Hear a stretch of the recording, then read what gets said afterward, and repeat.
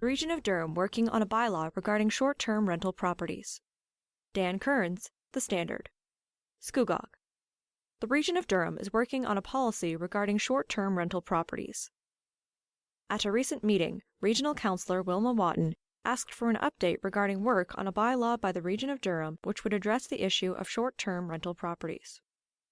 I understand there was, a few years ago, just prior to COVID-19, a draft which came forward to staff, and I just wonder if staff could speak to the content of that and what needs to be done at the region to continue to move this forward as expeditiously as possible, she said.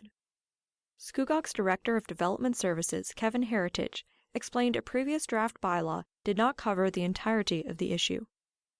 The draft bylaw of 2 years ago was essentially a licensing bylaw. It didn't cover zoning matters whatsoever. What the region is working on right now is dealing with the zoning matters, he stated. Director Heritage added, the region would forward the bylaw to the 3 North Durham municipalities of Brock, Scugog, and Uxbridge. Scugog mourns the loss of former community champion Howard Danson. Dan Kearns, The Standard. Scugog. The Scugog community is mourning the loss of former councillor and community member Howard Danson. Mr. Danson, who served as Scugog's Ward 5 councillor in the 2010 to 2014 term and worked for the Ministry of Health, died on Monday, July 4th.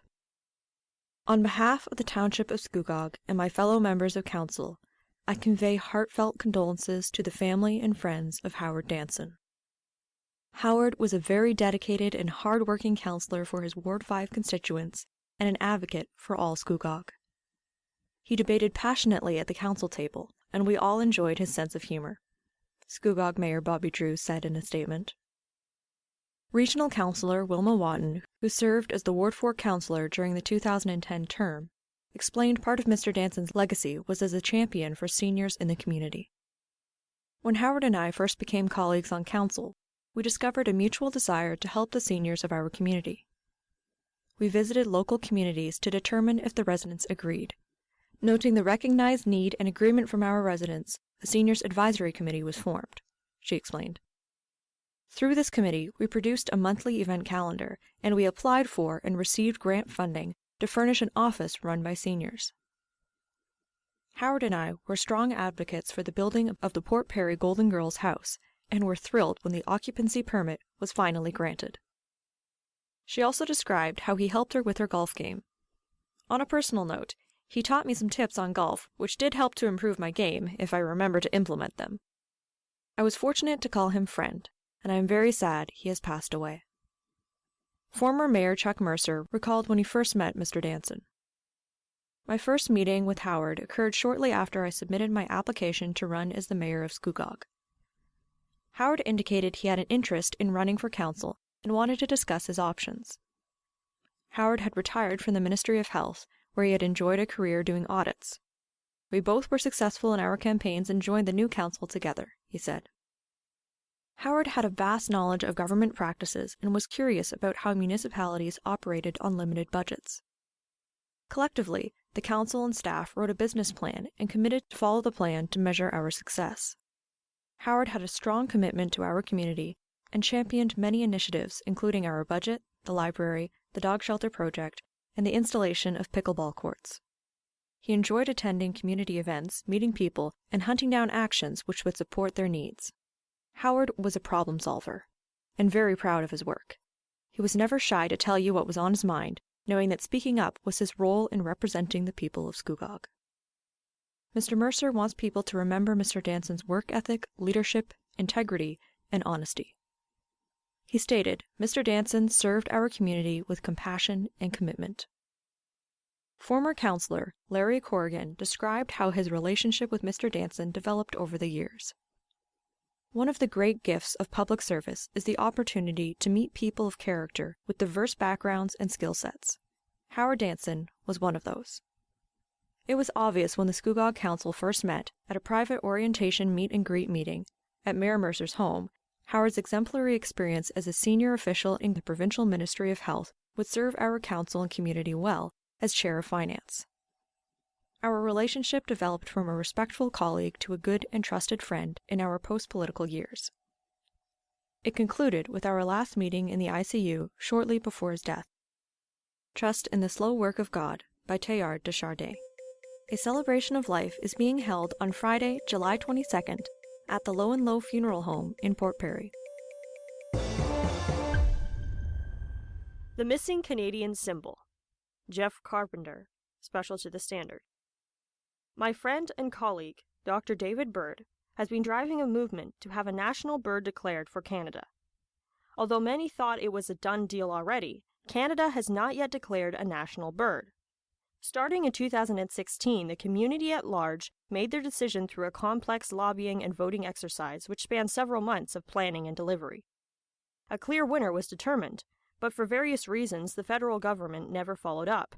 It's time to revitalize the endeavor and make this happen, and you can help.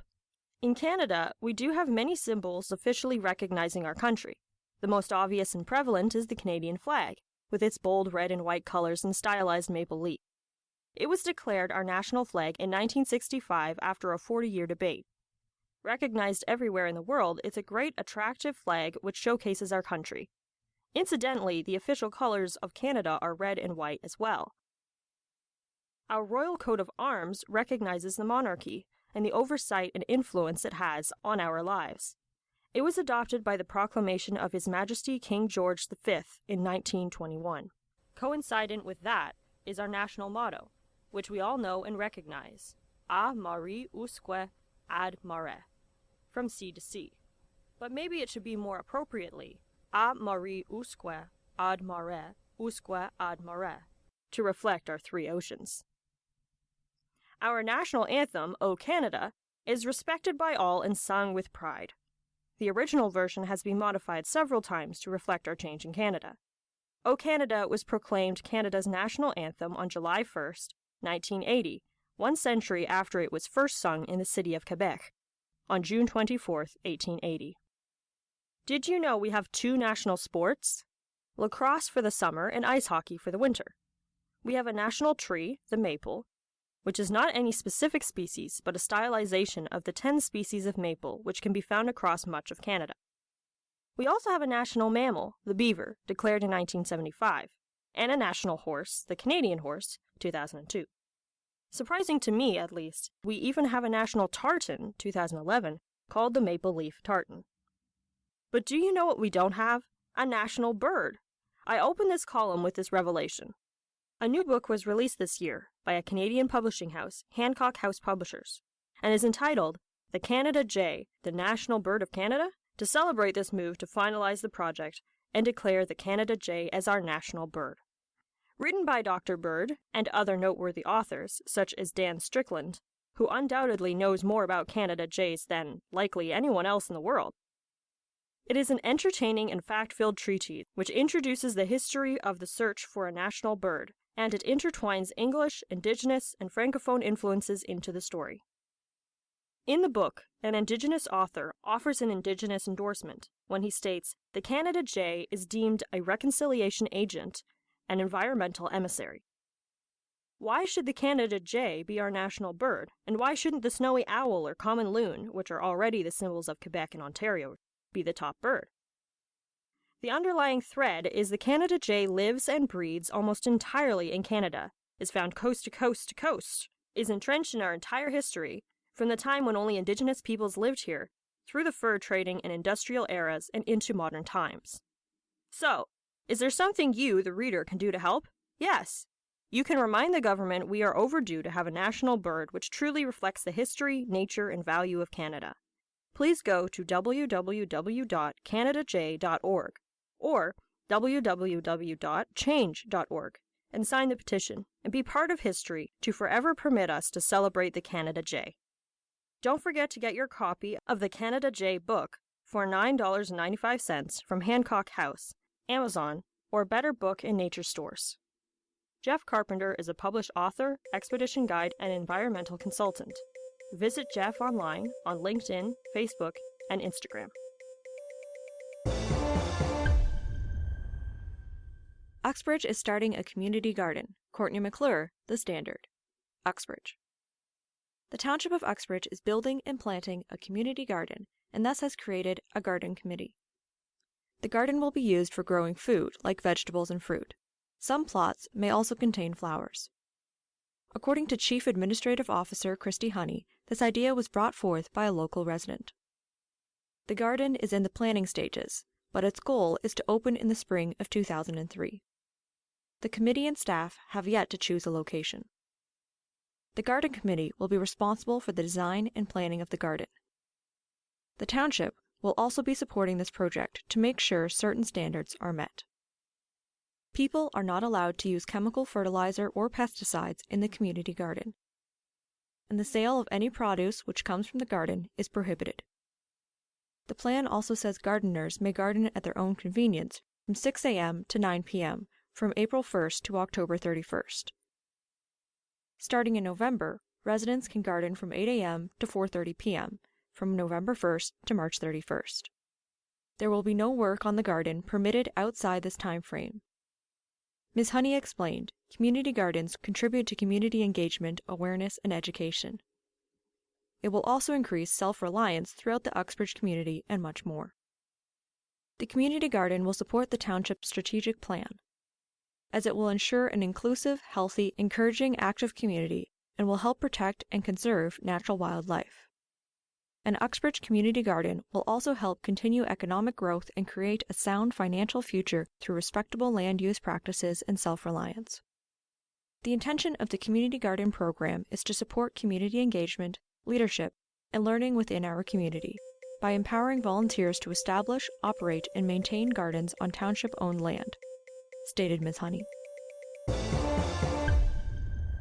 It's all in the hips. Lauren Walker, special to the standard. One of the biggest sources of injury for seniors is falling. Hip fractures are very common after a fall and can have detrimental side effects. Recovery can be a long road for most. My approach to senior rehabilitation and recovery is to develop strength, so if you have a fall, your recovery is more manageable. Developing strength, specifically in the core and hips, is significantly beneficial. A stronger core means stronger hips and improved balance. This means you're able to navigate uneven terrain with more confidence. Muscle and bone density doesn't stop developing. The process merely slows down as you get older. Exercise stimulates muscle development and improves bone density, as stronger muscles can take some of the strain as fractures mend. Age is a non-issue to me. A person simply needs the will and desire to improve. Carol, at 85, is my most senior client. She suffered a fall and was able to get right back up. She suffered a bit of a bruise, and that's about it. I told her any other individual at your age wouldn't have been able to get up.